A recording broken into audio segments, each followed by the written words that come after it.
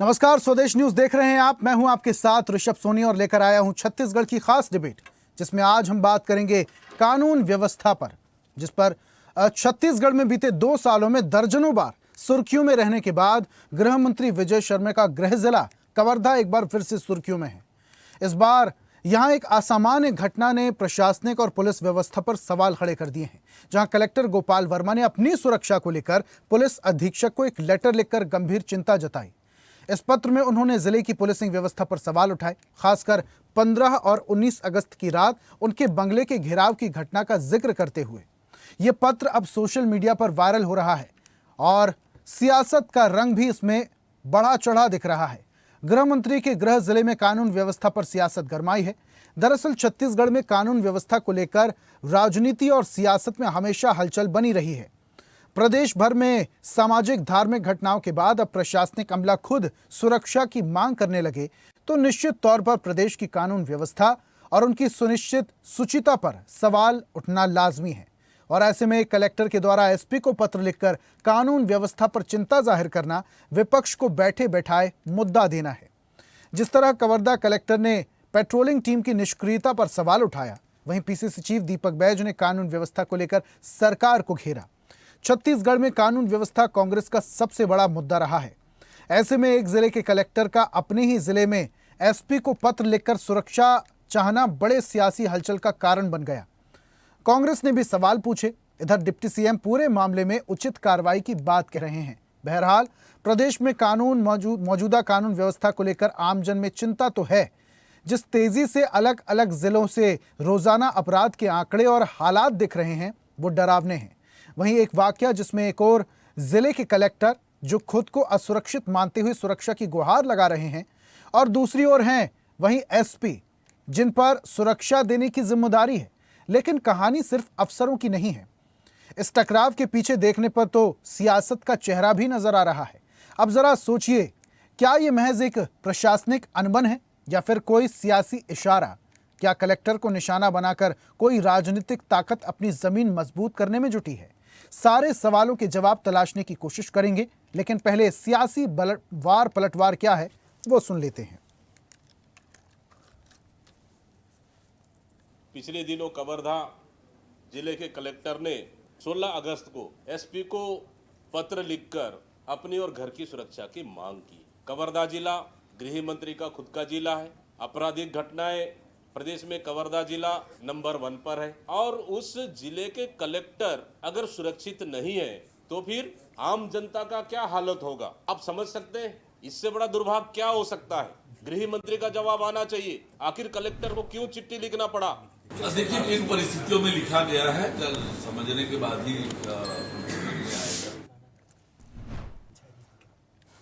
तो गृह मंत्री का गृह जिला एक बार फिर से चर्चाओं में है। कवर्धा में लगातार आपराधिक घटनाओं की खबरें सामने आ रही हैं। अब इस पर सवाल खड़े हो रहे हैं। सवाल इस बार बड़ा इसलिए है क्योंकि अब सवाल खड़ा किया है खुद कलेक्टर ने। कलेक्टर ने आरोप लगाया कि वो असुरक्षित हैं और असुरक्षा का दायरा लगातार बढ़ता जा रहा है। इसके पीछे क्या कोई राजनीतिक कारण है या फिर वाकई कवर्धा में लोग के साथ साथ अब प्रशासनिक अधिकारी भी असुरक्षित हैं? ऐसे तमाम बड़े सवालों पर जवाब के लिए और चर्चा के लिए हमारे साथ कुछ मेहमान जुड़ रहे हैं। बीजेपी से हमारे साथ रविंद्र सिंह हैं। रविंद्र जी, बहुत स्वागत आपका। और कांग्रेस का पक्ष रखने के लिए जावेद खान हमारे साथ हैं। जावेद जी, बहुत स्वागत आपका भी। सबसे पहले शुरुआत चर्चा की जावेद जी आपसे ही करूंगा। कवर्धा वो इलाका, कभी शराब की लत की खबरें आती हैं, कभी लड़कियों से छेड़छाड़ की खबरें आती हैं, कभी अपराध की खबरें आती हैं। अलग अलग तरीके से आपराधिक खबरें कवर्धा में लगातार देखने को मिल रही हैं। क्या गृह मंत्री अपने ही जिले में सुरक्षा व्यवस्था चाक चौबंद नहीं कर पा रहे हैं? क्या ये सरकार की नाकामी समझें? आपको, आपके सभी दर्शकों को, साथी मीडिया पैनलिस्ट को भी मेरा नमस्कार।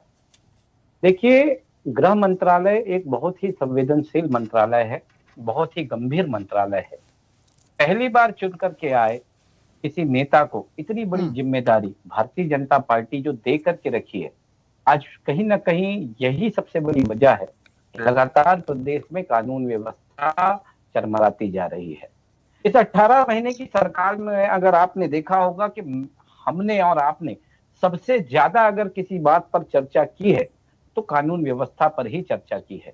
कांग्रेस पार्टी कानून व्यवस्था को लेकर के सड़क तक की भी लड़ाई लड़ चुकी, लेकिन प्रदेश के मुख्यमंत्री को ना जाने ऐसा कौन सा डर, भय और ऐसा कौन सा की मजबूरी है कि वो सब करने को तैयार है, लेकिन गृह मंत्री से ना वो सवाल जवाब करने को तैयार है, ना गृह मंत्री के कार्यकाल की वो समीक्षा करने को तैयार है, ना ही वो गृह मंत्री को हटा करके उनकी जगह किसी और को यह बड़ी जिम्मेदारी देने के पक्ष में है। कहीं ना कहीं आज फिर से आज आप और हम इसी विषय को लेकर के बैठे हैं, और अब तो सवाल ये कहते थे ना, कांग्रेस राजनीति करती है, कांग्रेस राजनीति करती है, कांग्रेस के पास मुद्दे नहीं है, केवल राजनीति कर रही है। अब तो इनके अधिकारी कर्मचारी खुद पत्र लिख करके बता रहे हैं, कलेक्टर अगर यह कहे पत्र लिख करके कि मेरे परिवार को खतरा है, मुझे सुरक्षा नहीं है, मुझे लग रहा है कि मैं असुरक्षित, कितनी बड़ी बात है, कितनी बड़ी मतलब ये प्रदेश के लिए शर्म की बात है। और जब अगर कलेक्टर असुरक्षित होगा तो प्रदेश की आम जनता किस तरह से अपने आप को सुरक्षित महसूस कर रही होगी, आप खुद सोचिए। प्रदेश में आपने कभी सुना था कि पाकिस्तान से ड्रग्स आ रहा है, पाकिस्तान से ड्रग्स सप्लाई हो रहा है? आज इनके सरकार में वो हो रहा है ना। आपने कभी सुना था कि एक साल के अंदर में 2024 और 25 की अगर बात की जाए तो उसमें 1114 हत्याएं हो जाती हैं। बलात्कार की अगर बात करें तो एक साल के अंदर में 3191 बलात्कार हो जाते हैं। लूट मारी, चाकूबाजी, छोटी छोटी बातों पर, यही तो हो रहा है प्रदेश में।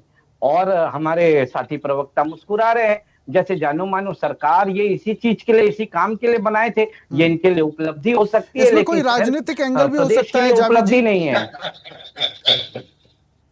इसमें आप देखिए, आप राजनीतिक एंगल ढूंढ रहे हैं, लेकिन मुझे लगता है कि एक प्रशासनिक अधिकारी जिसकी सरकार होती है वो उसके अधीन काम करता है। कैसा राजनीतिक एंगल आप बताइए, कौन सा राजनेता, विपक्ष का नेता उनको इस चीज को करने के लिए उकसा रहा होगा? भाई कहीं ना कहीं उन्होंने जो चीज देखा, उनके घर के सामने 2 बार उनके घर का घेराव हुआ, रात में घेराव हुआ और पुलिस की व्यवस्था नहीं रही, उन्होंने इस चीज को महसूस किया। और आज हम भी महसूस करते हैं कि रात में गश्त होता नहीं, सही मायने में वैसी सुरक्षा देखने को मिल नहीं रही है। उसी चीज को तो उन्होंने लिखा है, और अब जब लिखा है तो इस सरकार की गृह मंत्री की पोल खोल करके उन्होंने रख दी है। ठीक है रविंद्र जी, सरकार की पोल खोल कर रख दी है कलेक्टर साहब ने, जब से उन्होंने लेटर लिखा है एसपी को। और आपसे समझना चाहेंगे, कवर्धा में लगातार आपराधिक मामले बढ़ते जा रहे हैं। मार्च का मैं जिक्र कर लेता हूं, एक लड़की को उसके ही प्रेमी ने मारने की कोशिश की, अमूमन वो बच गई, हालांकि लोगों के सहयोग से अस्पताल पहुंचा दी गई। जुलाई की बात करते हैं, शराब को लेकर लगातार यहाँ पर महिलाओं का आक्रोश देखने को मिला, शराबी लोग होते जा रहे हैं। ऐसी लगातार कानून व्यवस्थाएं जो हैं उस पर सवाल खड़े हो रहे हैं। अब तो कलेक्टर साहब का लेटर, क्या कहेंगे? सबसे पहले तो जो मैं हंस रहा था, मुस्कुरा रहा था जी, उस पर जावेद भाई का ना मैं जवाब भी देता हूँ। भाई आप मेरी मुस्कुराहट को देख रहे हैं, और क्या कहते हैं, जो आपके यहाँ कानून व्यवस्था कितना बिगड़ा था उस पर आप नहीं किया, ये किए। अब पहले मुझे जवाब आपकी देने रविंद्र जी, आपकी उसके बाद मुस्कुराहट भी तो बहुत कुछ कह रही थी, आपकी मुस्कुराहट तंज भरी थी। बिल्कुल बिल्कुल, इसीलिए तो मैं हंस रहा था। जब PS सिंह पत्र लिखते थे ना भूपेश बघेल को, भैया प्रधानमंत्री आवास योजना में हमने वादा किया था, हमने उसको पूरा नहीं किया, पत्र लिख के ना, तब उस पत्र पे इनको ध्यान नहीं गया। जब बस्तर के IG ने पत्र लिखा, बहुत धर्मांतरण हो रहा है मुख्यमंत्री जी, इधर कृपया करके ध्यान दे लें, और ना उन्होंने ध्यान नहीं दिया, उस पत्र पे ध्यान नहीं दिए, तो मुझे हंसी आ रही थी। अब कलेक्टर एक SP को पत्र नहीं लिखेगा क्या, तो भूपेश बघेल को पत्र लिखेगा, कांग्रेस के कार्यकर्ताओं से मुझे बचाओ। वो कांग्रेस के कार्यकर्ता जो रात को 1:30 बजे धरना प्रदर्शन करने बैठ रहे, 9:30 बजे धरना प्रदर्शन करने बैठ रहे, तो कलेक्टर को भी वहां पर सिविल लाइन जिस क्षेत्र में होता है, जहाँ SP रहता है, जहाँ जज रहते हैं, अन्य अधिकारी रहते हैं, तो उसके लिए पत्र लिखना पड़ता है। वो SP को नहीं लिखेगा, किसको लिखेगा? और ये कांग्रेस के कार्यकर्ता हमको पाकिस्तान की बात कर रहे थे। एक बात और बता दूं मैं, धरना प्रदर्शन होता है तो विधिवत होता है, SDM से आपको अनुमति लेनी पड़ती है। ये गैर संवैधानिक काम करने वाले लोग रात 1:30 बजे पहुंच जाए तो कलेक्टर चिंता ना करे। ये विवाद कहां से उपजा था रविंद्र जी? ये बखूबी आप जानते हैं, बंदरों को करंट लग गया था, वो घायल हो गए थे, पशु चिकित्सालय में डॉक्टर्स नहीं थे, तमाम अधिकारी नहीं थे उस दिन, तहसीलदार भी नहीं थे, SDM भी नहीं थे, कलेक्टर भी नहीं थे।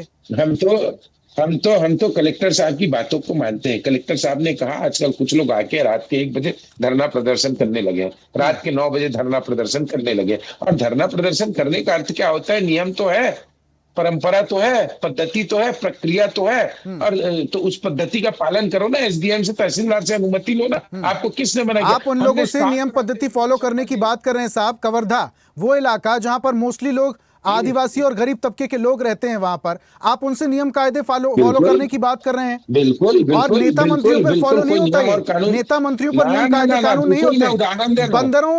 बंदर वहां पर घायल हुए थे, उस दौरान समस्याएं कितनी ज्यादा थी, अधिकारी वहां पर नहीं थे, तहसीलदार नहीं थे, एसडीएम नहीं थे। ये बात आप क्यों नहीं बोलते रविंद्र जी? मैं आपको उदाहरण दे रहा हूँ। हमने 7 दिन कांग्रेस कार्यकाल में कलेक्ट्रेट के सामने धरना किया। विजय शर्मा जी ने धरना किया, 7 दिन गिरते पानी में। क्या हम कलेक्टर के घर के पास बैठे? रविंद्र जी, तमाम अधिकारियों को उस दिन संपर्क किया गया था। रविंद्र जी, तमाम अधिकारियों को उस दिन संपर्क किया गया था, क्यों नहीं संपर्क हुआ? फोन क्यों नहीं उठाया तहसीलदार ने, एसडीएम ने?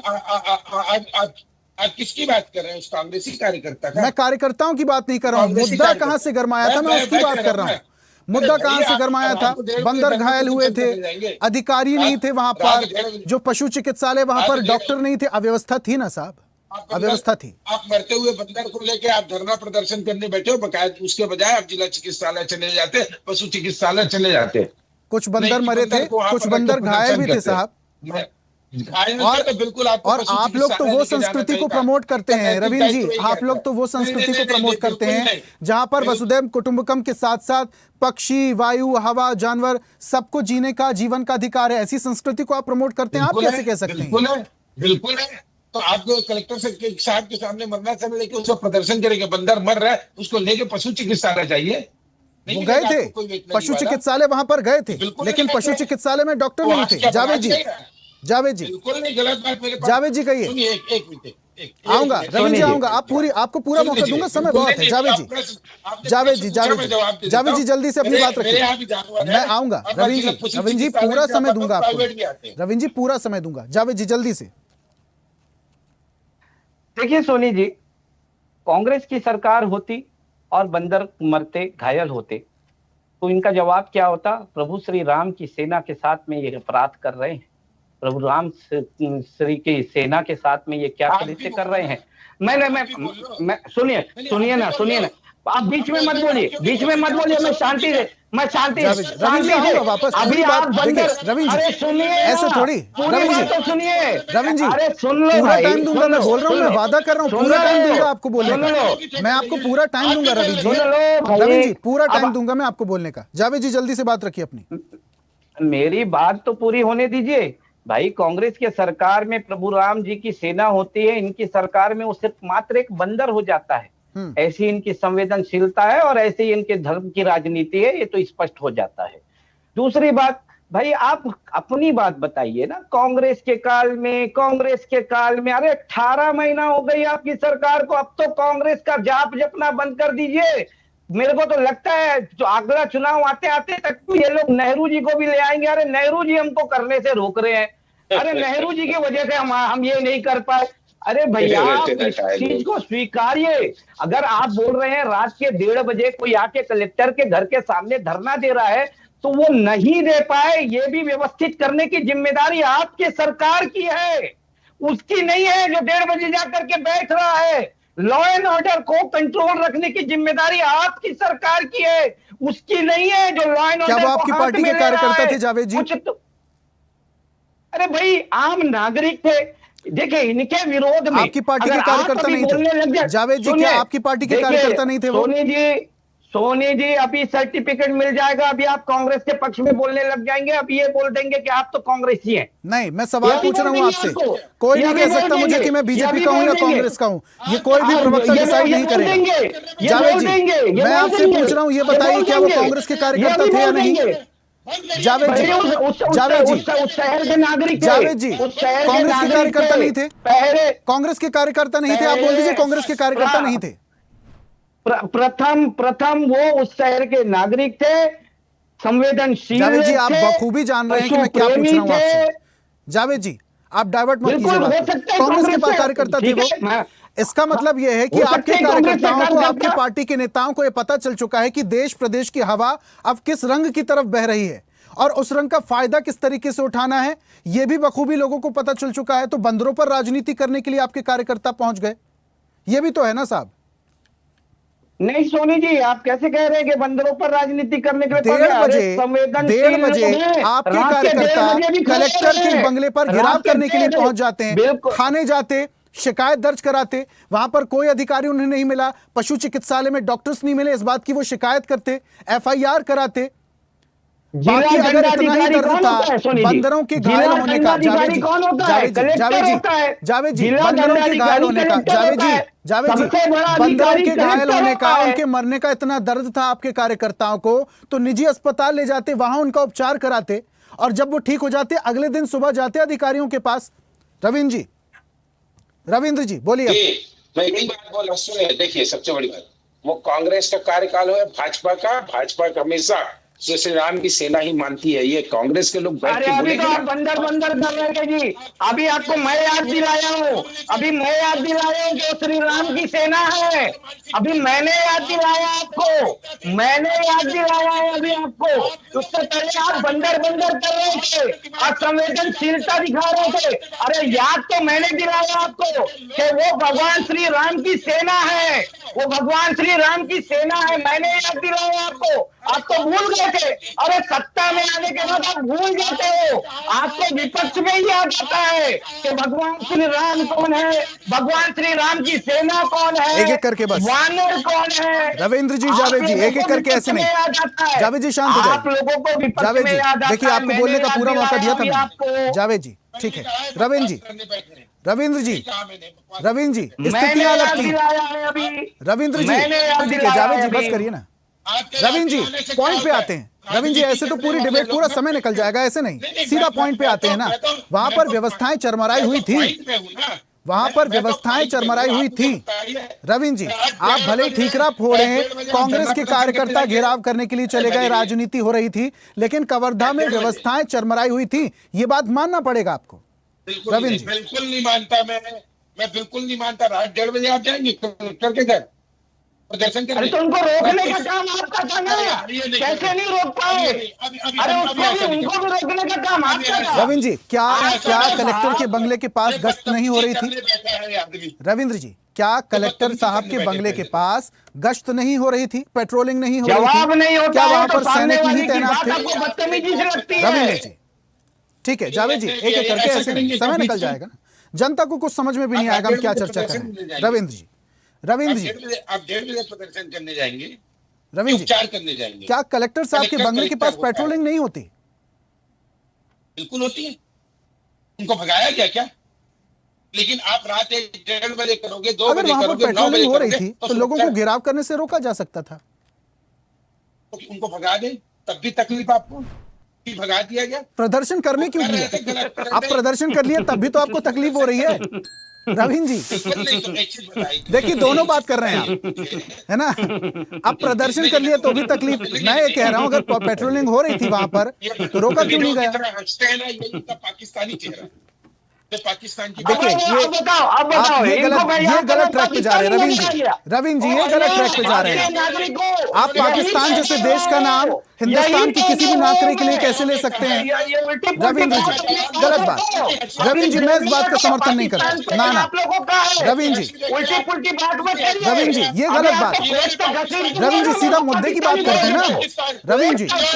अरे एक एक करके भाई, जावेद साहब एक एक करके ऐसे हम कोई भी चर्चा करेंगे जनता तक वो मैसेज डिलीवर होगा ही नहीं। पाकिस्तान से ड्रग्स नहीं आ रहा है क्या? अरे पाकिस्तान से ड्रग्स आ रहा है कि नहीं आ रहा है? पाकिस्तान से ड्रग्स आ रहा है कि नहीं आ रहा है? पाकिस्तान से ड्रग्स आ रहा है कि बस नहीं आ रहा है? जावेद जी शांत हो जाइए। पाकिस्तान से ड्रग्स आ रहा है कि नहीं आ रहा है? जावेद जी मैंने वादा किया था रविंद्र जी को पूरा समय दूंगा। जावेद जी शांत हो जाइए। जावेद जी शांत हो जाइए। रविंद्र जी शांति से, रविंद्र जी शांति से बात करते हैं। रविंद्र जी कलेक्टर साहब के बंगले के पास पेट्रोलिंग नहीं हो रही थी क्या? और अगर हो रही थी तो वहां पर जो लोग प्रदर्शन करने के लिए पहुंचे थे उन्हें रोका क्यों नहीं गया? जवाब नहीं है, आपके पास जवाब नहीं है। नाम ले रहा हूं, इस तरह हंसोगे तो क्यों नहीं ले सकता? मैं नहीं ले अब रवीन जी अभी आप हंस रहे थे, रवीन जी अभी तंज भरी हंसी आप हंस रहे थे, अब आप हंसने पे उन्हें रोक रहे हैं। प्रभु श्री राम का नाम आप बताएंगे, आपने श्री राम को अपमान किया, ये नाम एक एक करके, ऐसे नहीं, ऐसे नहीं, ऐसे नहीं। जावेद जी शांत हो जाइए। रवीन जी सीधा मुद्दे पे आते हैं ना, ऐसे आरोप लगाने में पूरी डिबेट निकल जाएगी, पूरा दिन निकल जाएगा। रवीन जी आईना दिखाया है मैंने, आईना। तुम हमारे सनातन धर्म का अपमान करते हो। अरे सोनू जी मैंने क्या रवीन जी बताइए, सीधा मुद्दे पे आते हैं ना हम। मैंने क्या अपमान कर रवींद्र दिया जी, बताइए? रवीन जी सीधा मुद्दे पे आते मैंने हैं। क्या अपमान कर दिया बताइए? बकवास करते हो, ठीक है, ठीक है। बकवास करने बैठे थे आप। जावेद जी देखिए समय निकल जाएगा, कोई अर्थ नहीं निकलेगा इस डिबेट आप का। कर रहे हो साहब। आपने कहा भाजपा ने ठीक है। श्री राम की सेना, रवीन जी मेरी बात सुनिए। अरे आप रवींद्र जी, रवीन जी मेरी बात सुनिए। रवीन आप गलत बोले। रवीन जी मेरी बात सुनिए। रवींद्र जी मेरी बात आपके सुनिए। पास जवाब नहीं है, आप बोल दीजिए मेरे पास देखिए, जवाब नहीं है। अगर आप इस तरीके से बोलते रहेंगे तो सवाल फिर उठेंगे, आप जवाब नहीं दे पा रहे हैं। पाकिस्तान का नाम क्या है? बदतमीजी कर रहे हो। पाकिस्तान है। इस तरीके से पाकिस्तान का एक नाम एक क्या करके रहेगा? प्लीज मैं रिक्वेस्ट करता हूं दोनों मेहमानों तू से। तड़ाक से बात रवींद्र मत जी, करना, तू तड़ाक से बात मत करना। रवीन जी तू तड़ाक से देखिए बात मत आप करना। दोनों मेहमान हैं जवाब नहीं मेरे। है, रवींद्र जी, जावेद जी, आप जवाब नहीं दोनों है। मेरे मेहमान हैं और जवाब सम्मान का दीजिए। पालन करना तू होगा तड़ाक दोनों से मेहमानों बात को। मत करना। तू शब्दावली का तड़ाक से बहुत बात सोच करना। समझ कर प्रयोग करना होगा। जावेद जी, रवीन जी, आप स्वदेश न्यूज की डिबेट पर बैठे हुए हैं, आप दोनों मेहमानों से मैं बहुत निवेदन के साथ कह रहा हूं। आप मुझे बताइए मैंने कौन सा शब्द का प्रयोग किया?